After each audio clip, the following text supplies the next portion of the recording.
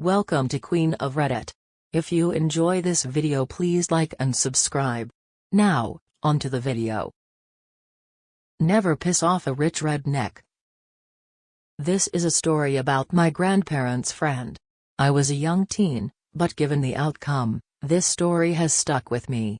I've sat on this story for a while, but it's so satisfying to see a gaggle of Karens taken down a notch that I figured I'd share. For the sake of this story, we will call my grandparents' friend William. Now, my grandparents knew William from way back. My grandmother knew him from school and my grandfather met him after marrying my grandmother. Anyways, in the 60s Grandma was a manager at the 7-Eleven. William led a crew that went there every day. It was the only gas station in a 30-minute radius, so everyone knew everyone in that sleepy coastal town kind of way. Now, one day William was doing a job down on the waterfront and slipped, fell, and broke his back. While he was healing from the operation and was broke as a joke, my grandma would always make sure send him something to eat that she'd pay for when the crew would come in to grab their snacks and gas up, knowing William would simply skip the meal to save the money for his own family. My grandpa also took him to several doctor appointments since William couldn't drive for a while and his tiny little wife couldn't wrangle him into a car by herself. After his wife died in the 90s, William decided to take up a new hobby. As he lived outside of the city limits, he set up a sawmill and woodworking shop, got all the proper permits and everything. The saws were in a big old enclosed building in the middle of all that land, so in all honesty, so no harm no foul, right? Wrong. The family that owned the forest behind William's land had just sold it to developers. Thus, the new luxury gated neighborhood, the first in the area, was born. Enter a plethora of Chads and Karens who were mostly from up north and had moved down south to take advantage of the better weather and the nearby beach. It didn't take long before they decided to take offense to his little business venture on the other side of the 10-foot-tall wall of their neighborhood because it didn't fit with the image of their community. You know, the community he was decidedly not a part of. So, they sued him. Didn't even try to start a dialogue with him, just up and sued him. William was livid. He was your typical coastal redneck and he would be damned if those damn Yankees told him what to do on his own property, that was not within city limits nor located in Anhoa. William countered with professional noise studies that showed that some of the kids in that neighborhood drove vehicles that made more ambient noise than his little operation.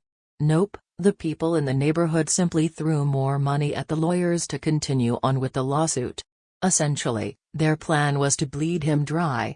Their lawyers, who were not locals, actually told William's lawyer that he should probably advise his client to close the shop so that he wouldn't end up bankrupt due to the resources being thrown at him from the homeowners. Due to the relatively modest surroundings of his home, the neighbors nor their lawyers had any idea the man was actually richer than just about all of them put together.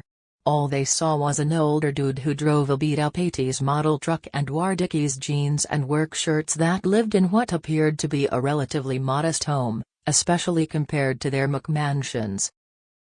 When William's lawyer told him about that conversation, William lost his fucking mind. I clearly remember his screeching into my parents' driveway in that old work truck, cussing up a storm and ranting and raving before he even got in the house. He came to our house. Why? Because my grandmother, bless her heart, was known as one of the most giving people in the world, unless you pissed her off. If you hurt her or someone she cared for, she became one of the most vindictive assholes that could be found in that town. I am not kidding when I say that her ability for revenge served cold was legendary amongst the locals. So William had come to the house for a dose of her deviousness. Us kids weren't allowed inside during that conversation, but after he left that day, I later heard the adults talking about how he proceeded to hire quite a few private investigators to see if there would be any dirt to dig up on them. By them, I mean the dozens of people in that neighborhood that were a part of that lawsuit.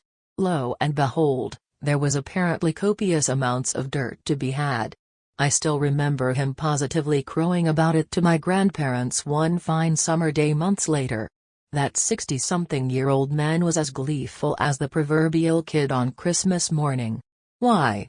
Because after he learned what his little private army dug up, he started making some phone calls to various acquaintances in high places.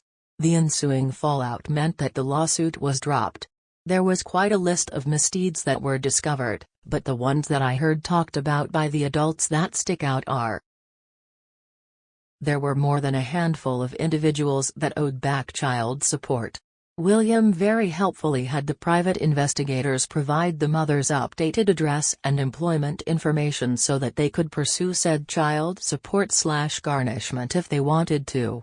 On top of that, the IRS became very interested in several of those people as well as various other neighbors. Finally, one household ended up in prison because the investigators realized that they were drug dealers. The pictures of the transactions caught by the spies were helpfully handed over to the sheriff's department. Drugs are bad, kids. Moral of the story: never piss off a rich redneck. Thank you for watching. If you enjoyed this video, please like and subscribe to follow for more amazing stories.